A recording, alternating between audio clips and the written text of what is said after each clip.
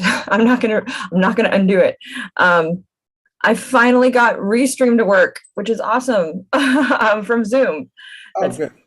I finally got it to work just now. Like that's what I was doing, and I see us. We're actually streaming, which is kind We're of live right now. we're live right now. I'm not going to undo it. So just say hi to everybody. While I also check over here and make sure it's working on this end. So we'll see. 1 second. We are absolutely 100% live right now, which is a little terrifying, but it's fine. Like 4 minutes of silence until. Oh, we can just chat. It's fine. I mean, I can do it again. I can take us down and then put us back up. Now that I know how to do it. Have you shared on social media that we're going live? No, I'm not. No one's gonna watch it then. Who cares? So just stay live. Yeah. Live.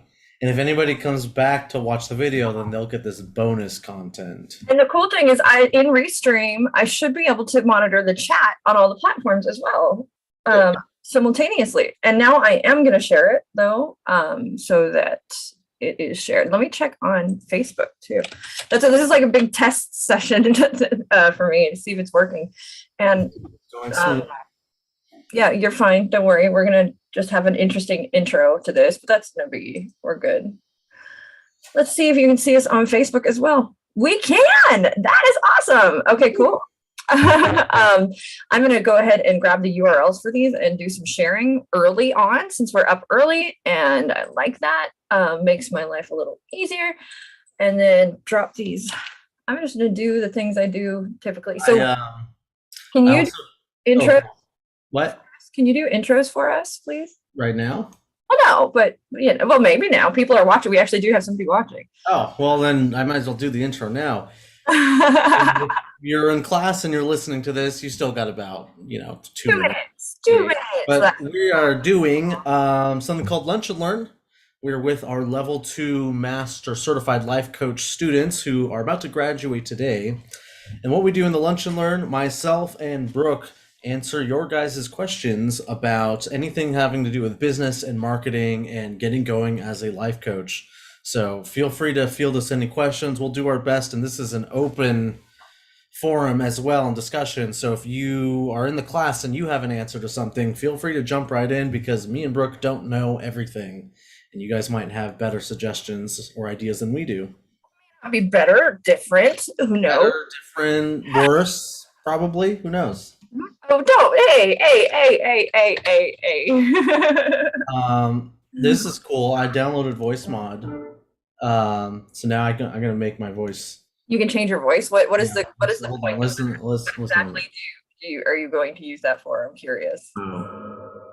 Oh, echoey. This is what it sounds like when I'm depressed. You're in an echoey room. I can also bleep myself out in case I say a curse word. Is that just a button? Like that's awesome. Yeah. Whenever I say or Okay, nice. Myself out. Or I'll bleep myself people out. are coming back in and coming back, which is nice. Also know that if your camera is on, you are being seen, even if you're not on camera. So what I may do here right now actually is probably just go ahead and turn the video off of any cameras that I see that do not have actual human beings on them. If you are one of those people that I've turned your camera off, all you have to do is drop in the chat that you need your camera turned back on and we will turn it back on for you guys. So for the time being though, I'm just going to go ahead and stop your videos. So that way, it's not anybody there. Now, I see one student, I see Cece, I see Dr. Cece Harris, who is with us. Hi, maybe not. Okay. So it's just me and you, Anthony. Oh, she's there. Hi. Hello. Good to see you. So the amazing thing about you being here is it gets to be all about you until other folks show up. So I think that that's a win myself. And it's time right now. So if you are wanting to join us, ask questions, raise your hand. We'll try to get to y'all. We are ready to start. How about you? I certainly am ready to start. It's weird. Zoom is being weird. I'm gonna have to move CC to my main screen. Normally it does that for me automatically, but it's not doing that right now. All right, I think I did it. There we go. So hi, how are you, Dr. CC Harris? And you are currently. Thank you. It's good to meet you. Sure. Sort of, I think Anthony mentioned that this is about you and however we may be able to serve you is why we are here. I see. Oh, hi, Coach. Hi, Mike. Mike is watching, and so we also have Brahim. I think it's Brahim, I would guess, watching as well. So it's good to see you guys. Welcome. You forgot to introduce yourselves. Oh, we have to introduce ourselves. Hi, I'm Brooke. I'm the Chief Strategy Officer here at CLCI. Which sounds fancy, but it's not all that fancy. And I also am an expert in marketing, business strategy, things of that nature. So I'm here to help you guys as much as humanly possible. Anthony? I'm Anthony. I'm the project manager with CLCI. I handle a lot of different stuff as far as the background goes of CLCI, but I also specialize in copywriting and editing, and I also have done a bit of marketing as well with Brooke too for certain different clients. So we've got a bit of experience under our belts, and we're here to answer any and all questions. And before we begin, I just want to say, as I've sort of mentioned or you've seen, we are monitoring comments. We do want to hear from you. That's why this is live. So if you have any questions as we proceed, we will do our best to answer them. And we do want to hear back from those who are watching. So please join in the conversation. Dr. CC Harris, hello. It's a pleasure. Thank you. Pleasure is all mine. Thank you so much for doing this for us. I really appreciate it. How can we help you or assist you today? What questions do you have? So I want to go about starting my own coaching business. And I already have a name, and I want to know a couple questions actually. Does that have to be my name of my business have to be copywritten? Do I have to go through a copyright process for this to happen, or how does that work? It would be trademarking if you did anything, and typically you would do that for a logo. But the short answer is no.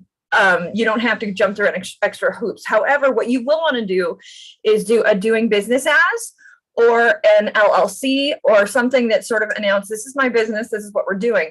Also, what's amazing is you are protected automatically the moment you have a website, the moment you put anything really on the internet. You're protected by something called the Dmca, which stands for what is the D? Digital Millennium Copyright Act. So the Dmca, what that does is the moment you put something out there, you are automatically copyrighted. If it's on the internet, it's an automatic copywriting, period, which is kind of amazing. So everybody is just innately protected by the Dmca. And if you can prove that it was yours and your content first, the Dmca will actually do complimentary takedowns of other people's content if they take your things. So it's pretty awesome. So again, the short answer is no. One of the shortest ways to get yourself just automatically copyrighted is to just put things up on the internet. That being said, also though, you'll still want to do the DBA or the LLC, depending on what state you're in, something to announce, I am doing business and this is the name of my business. Got it. Okay. And as far as so with doing this, because I've never done a business, so I'm like idiot 101 with doing your own business. Like as far as taxes, how do you keep track of the payments and everything that you receive for your services? So the amazing thing, and I always say this, like make sure that you check within your state what is going on in your state.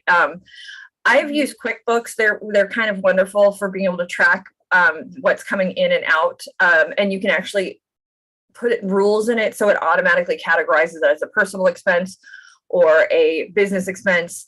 And they even give you some help, and they're also connected to TurboTax, which is nice too. The amazing thing, as long as you are simply just an LLC and you're not an S corp, you're going to be considered a sole proprietor. even with your business, you're considered a sole proprietor. And once you're considered a sole proprietor, it's pretty much the same thing as being just an entrepreneur, being a singular entity. So it's all going to fall under down the same sort of path.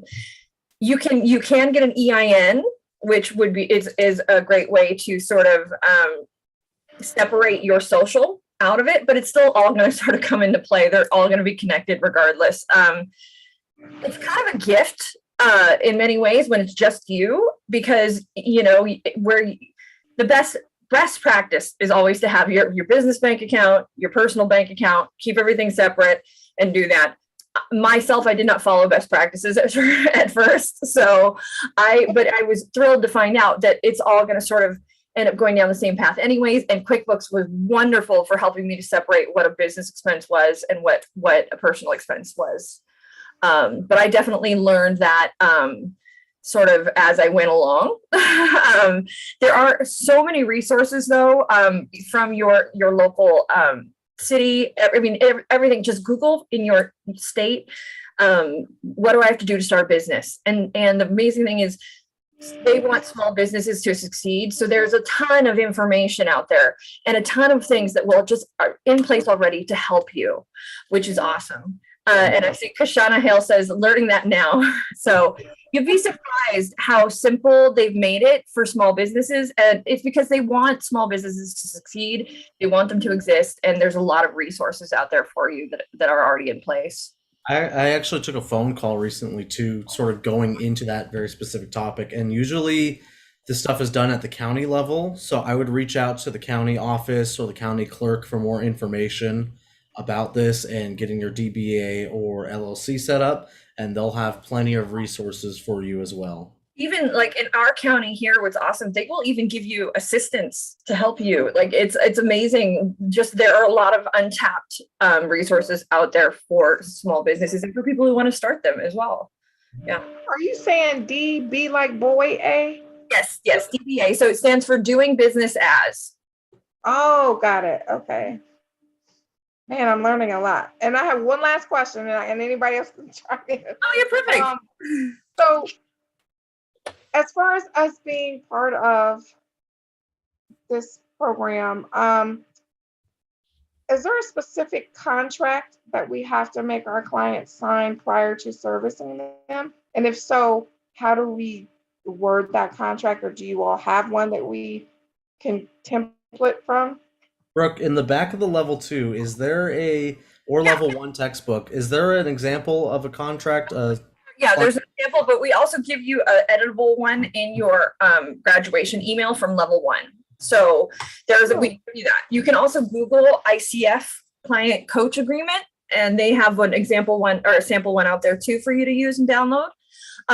Also, just so you know, what is it? Mike James, one of our facilitators, says to look for business resource centers in your area, small business resource centers in your area. But there's actually a client coach agreement that we provide you in there. We highly, it could potentially be the most important part of what you do, is to have that agreement and have everything on a contract that is signed. It is the singularly best way to protect yourself in this sort of situation. So. And if you're ever unsure about the contract, it's not all encompassing because we can't account for different state and, state level laws. So if you're ever concerned about it, get it looked at by a lawyer. I think LegalZoom does the service like that, Brooke, where they'll have somebody look over contracts like that. LegalZoom, Rocket Lawyer as well, both do. And there is always, the disclaimer with what ICF provides and what we provide. So we always suggest checking with a lawyer, checking with somebody, having somebody look it over. Also, you're getting lots of feedback in the chat as well. It says, I got a good free business coach from SCORE to help get started. And they put a little a link to that in there as well. And then Brahim said, for me, he's having trouble connecting with other life coaches, which, well, take our class if you haven't already. There's a whole alumni page. And a whole bunch of life coaches in there you can connect with. So with those letters at the end for level 1 and level 2, do you put both Badges at your name, or just the second level? I mean, so I typically, is because it's a lot of acronyms and stuff like that. I typically, and you can see in my little Zoom box, I just go by Master Certified Professional Coach, because if you've taken level 2, you've most likely taken level 1, so it's already assumed that you have the level 1 certification involved. So I just go by Master Certified Professional Coach. Oh, go on. Most people put both badges on their website, though. Most people do end up using both, but you just typically put the highest level of education, essentially, as your post nominal at the end of your name. So. And then as well, if you become ICF accredited, they issue their own badges too. So that's another post nominal that you can add on. So you're Dr. C.C. Harris, CPC, MCPC, ACC. I'll be all of the alphabet, right? Yeah. But my coach Mike James said alphabet soup is what it turns into. Absolutely. We'll get the second badge at the end of this course. Yes, you will. You will. Absolutely, you will. I'm done. Somebody else can have. Thank you both, Anthony and Brooke. You've been amazing. And everybody that put stuff in the chat, thank you. Our absolute pleasure. And if anybody else in class wants help, come on up on camera so that we can help you guys. Otherwise, it's just going to be me and Anthony chit-chatting. I'm going to be playing with the voice mod app for a while. Now, Anthony. Well, how about we discuss what our most common questions are? Or also we have, Brahim says he has trouble connecting with other life coaches. What are other ways Brahim could connect with other life coaches besides taking our course? Yeah, let's assume that you aren't an alumni and you don't have access to our alumni pages and all that good stuff. There is local ICF chapters as well. You can become an ICF member without becoming an accredited member. And what that essentially means is you pay, I can't remember the fee. Maybe it's $100 to $200, something like that. You can join ICF as a member, as a coach, and that way you can get more connections and networking opportunities with other coaches within the ICF. And if later down the line you want to become accredited, you get a discount as a member towards your accreditation fees as well. So that's one avenue. I wish I had this question prepared earlier, because I actually have a list somewhere of these different little niche websites to get in touch with people. Yeah. So there's Numi is one of them. There are also honestly, you can join Facebook groups. You can, there's a number of ways. ICF chapter is a great step in that regard. We also have another question too, as well, in the chat. So, and then Mike James suggested Alignable as well. Kashana Hale, and this is a very personal question. She says, is it possible for her to get another badge for her website? She's a hairstylist and she took the certification in 2019. She's finally transitioning into coaching. And she says, and as a hairstylist, it's hard to transition because I've been coaching since 2009. We can sort of tackle both of those. Anthony, do you first want to talk about the badge aspect? So she said that she wanted to get a new badge. Yeah, she wants to get. I wonder if we probably have issued you a badge, Kashana, and if you've accepted it, you can always re-download it from Credly, right? Well, if it's back in 2000, whenever the aughts, it's a little bit iffy if you got the badge or not, because the emails change and stuff like that. So if you took the class with us, you're alumni, you don't have a badge, reach out to badging@certifiedlifecoachinstitute.com. Drop an email letting us know when you took the class, your name, your email, and what kind of badge you want, either certified life coach or certified professional coach. And then we'll issue that badge that you're due, because every alumni is owed a badge. And on that badge, is tons of information about what you learned in the class, the skills you learned, the ICF standards that you go by. And that is a very good way to verify with other people that we have certified you as a life coach. And also, I believe there's a promo code for level 2 at the bottom of the badge as well. You can get $100 off the level 2. I don't know what the other question was. I forgot. So the other question is, she says she's having issue transitioning because she's been coaching since 2009. Essentially, her hairstylist clients, I presume. And it's funny because we've actually had other hairstylists come through and go like, how do we make this transition? And I think the simplest answer to making any transition in this regard, when you have a warm market, is to ask, is to just simply say, hey, I'm doing this now. I am a life coach. If you would like to hire me for my services, check it out, see what I do. Here's a business card. And you can give it to them straight from that sort of that hairstylist chair right then and there. It's I'm sure it might feel a little awkward. Maybe it's as simple as just having the cards right there where they can see them as well. But I would imagine it could be a natural transition where, you know, if we're having so much success with doing your hair, if you'd like to take this to another level, if you would like to, which sounds like we're going to go on a date at that point. Do you want to take this to the next level? Do you want to, instead of that, but say something like, if you would like, I also life coach. This is also what I do. And I would love to have you, try me out as a client or try to be one of my clients. Maybe we do a special in that regard, something that easily transitions them from the hairstylist chair to the coaching chair. Yeah. Also have a recent CLCI live video and blog just about that topic of how do you transition from your 9-to-5 into coaching. And I think it's titled like something like your 9-to-5 is killing your dreams or something obscene like that. But yeah, we have a recent blog article on that topic that I wrote too. So, and Daniel Pogue says the SBA has a free resource called SCORE, which provides a lot of answers. So that is fantastic. There's another resource for those of you guys who are out there trying to start a new business. To use the SBA, the Small Business Association, it exists there for a reason. And they have they even have a way for you to build out business plans. There's a lot there on the SBA site that is very helpful. Thank you so much for that, Daniel. We appreciate you and your feedback and input. And then Kashana says, great advice. I have to do brochures at my salon, and I started an Instagram and website and started Instagram and website available. So there we go. So you're already taking the right steps. A lot of times it's as simple as just being willing to ask. We're afraid to do that so much of the time, is to say, hey, this is what I'm doing now. But you'd be surprised. I think that most cases, the reaction is people want to help. They want to take advantage of your offerings. You just simply have to put yourself out there to begin with.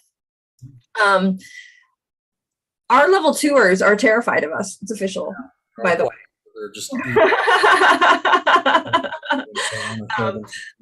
they are all taking their lunches. So anybody else watching out there, if you guys have any questions, Daniel, if you have a question, go ahead and put them in the chat. We're happy to answer them. Brahim as well, if you have other questions, or Kashana too.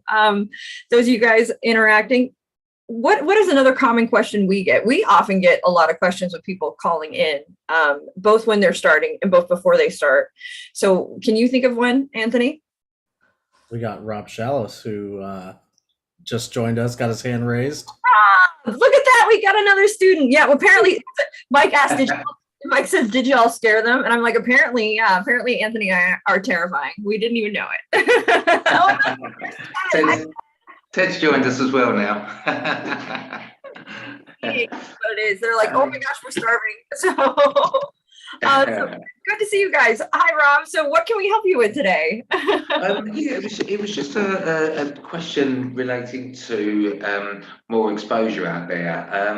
I've got somebody that's developing a website for me at the moment. Well, he's just adapting one I've had for a couple of years, which isn't really much of anything. But I was just wondering, with Facebook, would it make sense to have a separate Facebook page for life coaching as opposed to or linking it onto your personal one? There's definite benefit and drawback. We'll just say that to both. Really, what's most important is being where your client is. So is that where your client is my question. Are they on Facebook? Right. Okay. Yeah. I don't know. Maybe. Not sure. I was just thinking of sort of exposure in general, but yeah, it makes sense what you're saying. I need to go where the clients are. Yeah. Yeah. Well, because a lot of times, especially Facebook can be very kind of inundated with this kind of stuff. So I would ask you if I was in the seat of coach or in the seat of consultants in this space, my first question to you would be, who is your client? I'm asking, who is your client? Yeah. Well, I'm still actually in the process of working out my ideal client, but it's going to be more related to finance and real estate. So we can sort of narrow it down that way. I mean, I've got a LinkedIn account, and it's kind of integrated with that. But the Facebook side, I'm not too familiar with anyway. I mean, I'm on Facebook, but and that's the thing. It may not even be a space that you need to be in, if I'm 100% honest, which may not be the answer you get from other folks. But for me, that's the one you're going to get. Is a lot of times we feel as though we have to be in a lot of places, but the best place, my cat is gonna. The best place we can be is where our client is. So if you're doing real estate, will you tell me a little bit more about that and what that space is? Who you would be coaching? Yeah, it's more. Well, I mean, my background is finance. So the real estate side of thing is more on the investment side.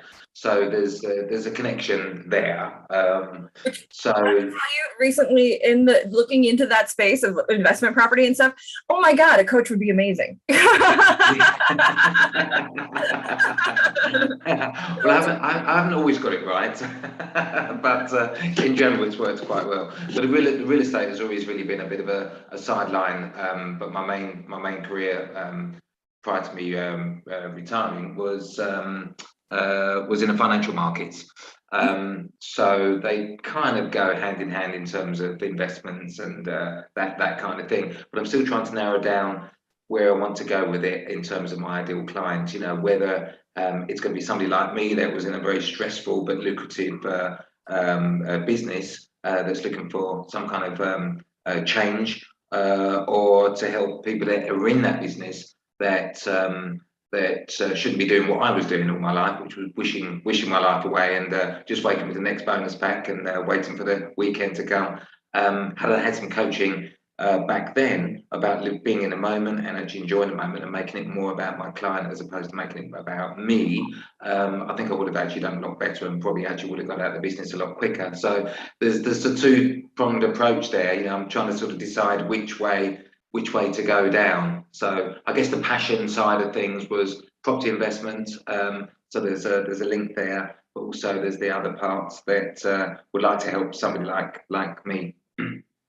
Okay, so I'm going to do something I often do with folks with you, and we'll see how it goes. We'll see if this works. If we can, I just have to grab my Anthony. Do you have a coin on you? I can get one. We're gonna flip a coin for you, so that we're gonna help you decide right now.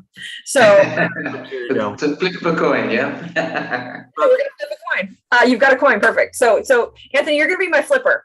So on one side, can you just give an arbitrary name to the first client that you would want to work with?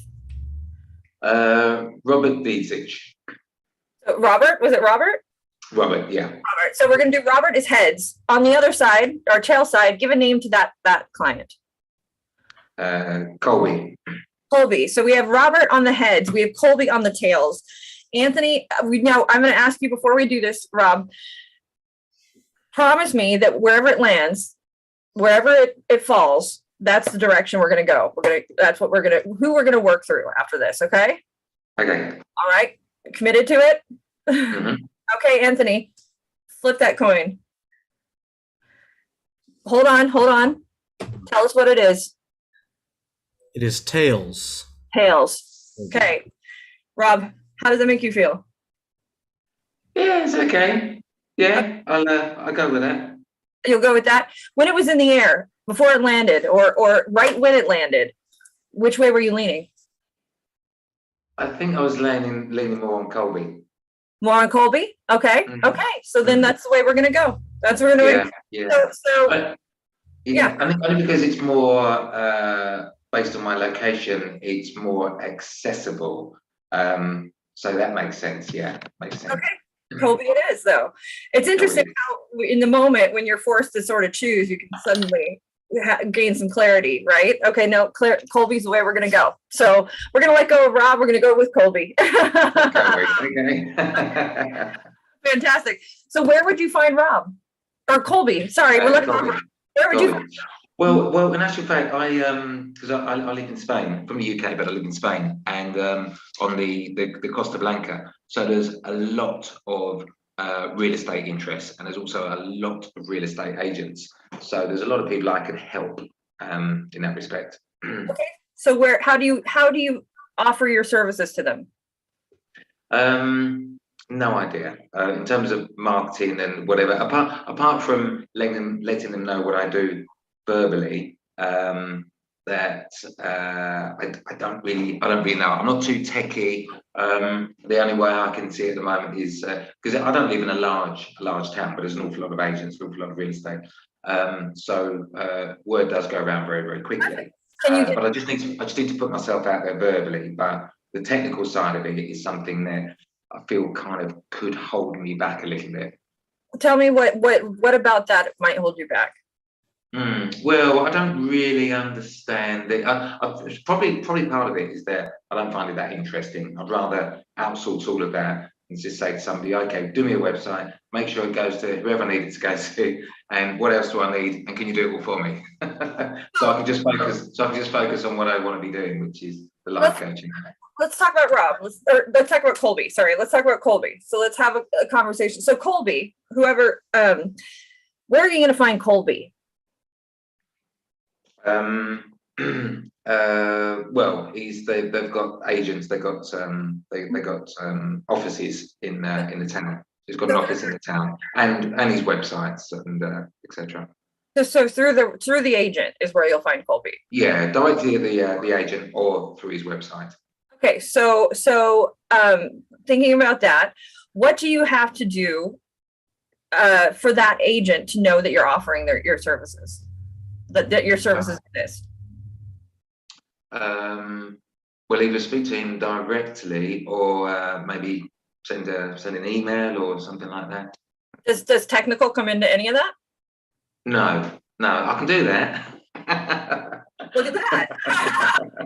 Again, sometimes we tend to overcomplicate things when we don't need to. And honestly, the email, that personal, you're going to get a hand over fist higher conversions. You're going to get people who, when you put your face in front of somebody else, people are so much more likely to say yes than through, them stumbling on your website or through a Facebook ad, or that personal connection is going to serve you so much more. So what do you need in that space of email, in the space of getting in front of him is there something you need to put in his hand? Is it just the conversation that you need? Well, yeah, I mean, actually, I guess, and that sounds probably a little bit maybe old fashioned, but I guess business cards would actually work in this kind of environment, because they're still very prominent here. So I could maybe use that as a way of doing it. When I bump into, say, Colby or any of the agents, this is what I do now. Blah blah blah blah. Give them a card, maybe. Yeah. Perfect. And that's no technical there, right? No. That's honestly, if I would say that's where I would start. Anthony? Yeah. That makes sense. Actually, I haven't actually had a business card made up for years and years and years. Nothing to do with life coaching, more on the real estate stuff. But yeah, that's a very easy thing to do. Get a lot of business cards set up or made. Yeah, definitely. I was going to say, I'm a pretty tech savvy person. So like the business card, my immediate thought was like, you could put a QR code on the business card and then track who scans the QR code or not.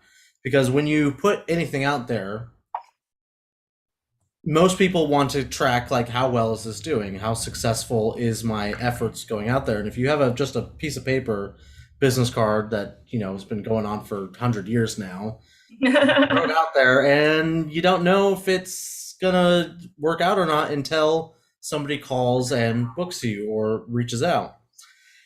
If you go the QR code option and you put that on a business card, then you have immediate way to track to see who's scanning that QR code and going to your website or doing whatever the QR code is. Website either. So, and also you can have the QR code go to where, what do they call those? Where it just puts a contact into your phone, the immediate contact. So that's typically I use them. So it would automatically add your phone, your email, your website, anything right now. And it's just that contact is what comes up when you scan a business card, which I love that.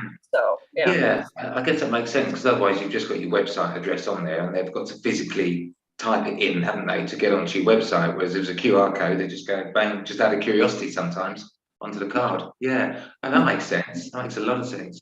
And this links into the whole, like the first question you asked about, Facebook and, is it worth it to separate or not? The whole reason why integrating technology is so important for new businesses is because it allows you to keep track of the analytics, and having those numbers on hand and knowing, is this business card working or is this advertisement working, and having the numbers in front of you can really help shape which direction you want to go, and if something's working or not. But like I said, if you want someone else to do it, more power to you, because time is money. The great thing too with business cards though is you can they have templates upon templates, easy to get one done, very, very easy. So yeah. Well, the thing I was going to ask there on the technical side, so how do you get a QR code? Is it automatic that you have a QR code with your website? So actually it's as simple as QR code. Just Google QR code generator. And then literally it breaks it down. It's very simple. There's very simple websites, ones that I pay for a service that it's like $4 a month or something like that, but they also have free generators as well. I just like that one because I can like customize it, change the color and put logos on it, but you don't have to go that far out. So literally as simple as just Googling QR code generator, and there are websites that will get you a QR code right then and there. So okay, and you just put in your website details, and that's how it connects it up to QR code generator. It has you fill out what you want to attach to it, and then it generates one out for you. So yeah. Oh, wow. Okay. And then when I get the business cards printed out, then I can just send them the QR code, and they can add that to the business card. Exactly. Mm-hmm. Wow, that's great. And by the way, Lori, Coach Mike James says hello. And Ted said in the chat he uses Vistaprint for cards. Yeah, I've also used Moo. I've used them before. They're brilliant. Yeah, and Vistaprint's fantastic. Moo. There's another one. Gotprint as well is really a great service too. So. Gotprint. Mm-hmm. So I hope we were able to answer your questions. We're gonna. I'm actually away from Facebook altogether, but. I'm actually feeling very techie now. I'm feeling very techie. No, thanks so much. That's been super, super helpful. It really has. My pleasure. Absolutely. Our pleasure. Thank you. Thank you, Anthony. Thank you. Ted, you've been hanging out for a little while now. Did you have a question?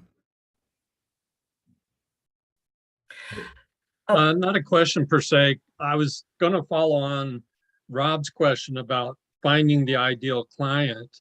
But all I really needed to do was flip a coin. So, that would have answered all my questions. As long as you don't have Dan's two-tailed coin. I don't know if you've seen that one, but you have to watch out. Don't flip coins with him. No, don't or if do you do, call tails every time. But I've been kind of going through that also. Now there's some, lack of a better term, some profiles you can go out and kind of fill out to define, I think sometimes they call it an avatar. Yeah, absolutely. To define your, are there any forums or websites or anything like that that you'd recommend for, starting to kind of flesh out what you think your ideal client is? Anthony and I actually wrote an article. And it's pretty detailed on discovering your niche, going through the process, the questions to ask, and the way to sort of whittle that down and figure out what that is. And Anthony, if you could get it and drop it in the chat, that would be amazing. And we actually rewrote that for Life Coach Path, and it's also linked through on our website as well. But it's one of the best questions to ask is I always say is there's a few is who can you serve best?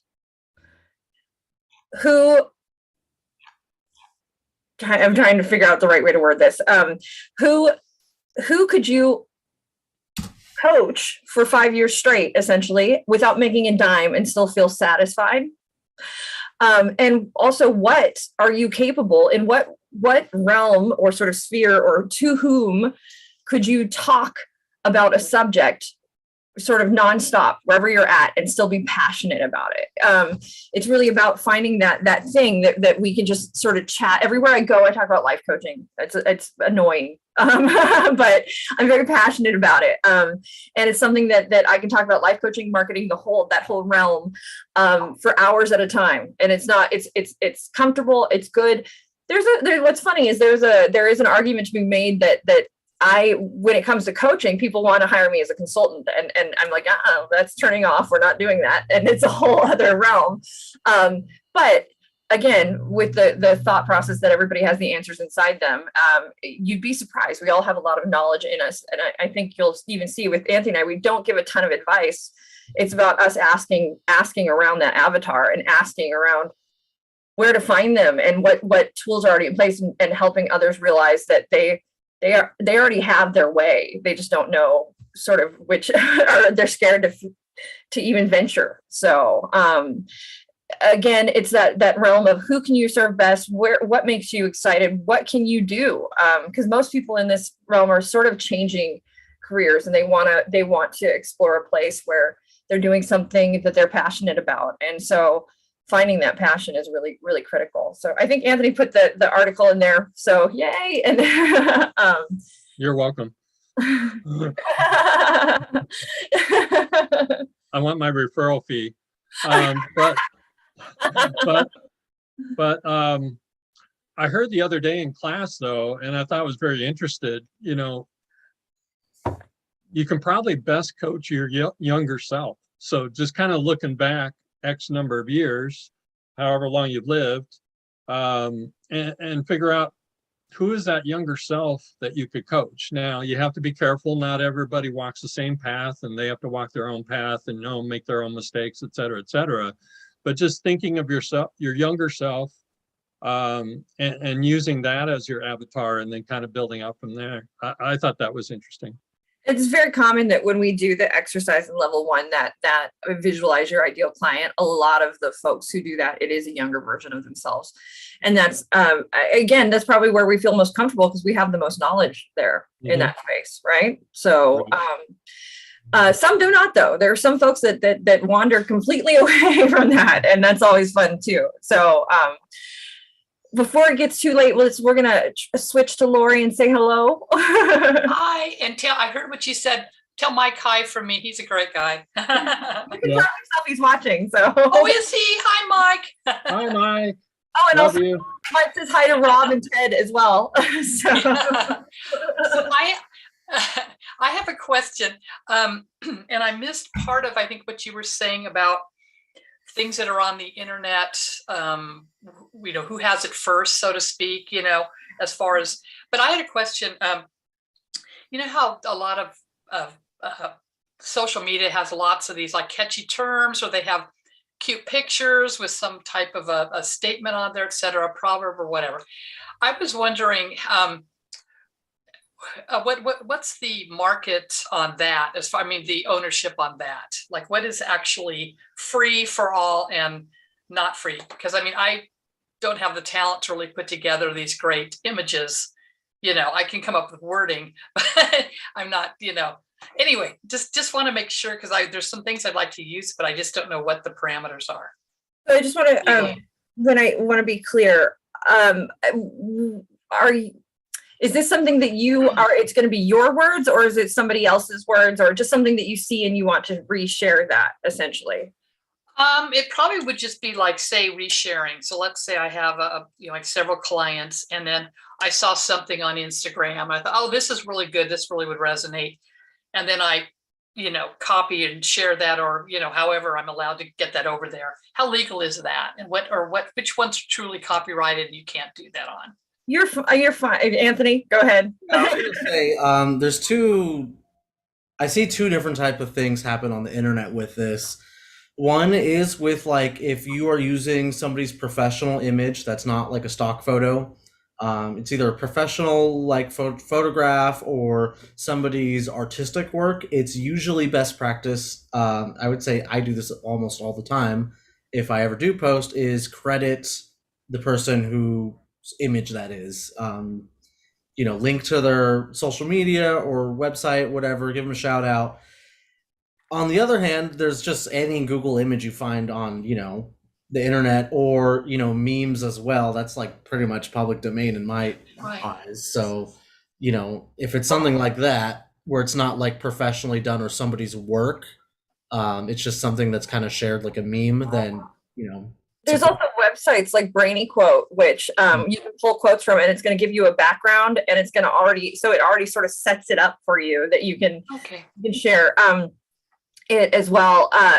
The funny thing with quotes is there's a website called Quote Investigator. So many of the quotes out there are not actually who said them, and you have to do much deeper dives to sort of figure out the honest, sort of source of the original. The biggest thing and most important thing is when you are posting, if you're creating your own, let's say, is I always say, yes, please credit whomever needs crediting. They deserve it if it's their work. There's a lot of, though, using sites like Pixabay, Pexels, Unsplash. I can probably keep going with them. What? Shutterstock. But Shutterstock is paid. All the ones I first named are free. So you can get free images from them, and then you can simply just put text over them and put your own quotes on them. And those images they're not licensed, or they are free. Basically, they're free licensing for anybody to use those images from those sites. Where you have to be really careful is Googling an image and using an image from a Google search, because you never know if that's an actual free resource or if it's a resource that somebody has ownership of. There are actually scams out there, and learned this the hard way. I freaked out. There are scams out there that deliberately put photos up in Google searches in the hopes that people will use them so that then they can later sort of shake them down for money. The great thing is, though, you're within that space is all you have to do is pull that photo down, and and that's it. That's you're okay. Just take it down, put a licensed photo up, or a copyright free sort of resource up. And so Pixabay, Pexels, Unsplash, all of those have free videos, free images, everything for you to use sort of to your heart's content. And they're high resolution. They look great. You will start to say, it's funny, once you get used to that realm, I definitely see like repeat images. And I'm like, I know where that came from, which is so I do appreciate licensing images though, because then I can get something that's a little more, less sort of trafficked out there. Right. But as far as for social, you should be fine. I would just make sure that you're using an image that is allowed to be used. And then, with regards to quotes, I don't think that anybody really has much ownership over it. Do you know how hard it is to trademark just words? I have learned. It is possible, but it's definitely a long road, and it's definitely very hard to enforce as well. So,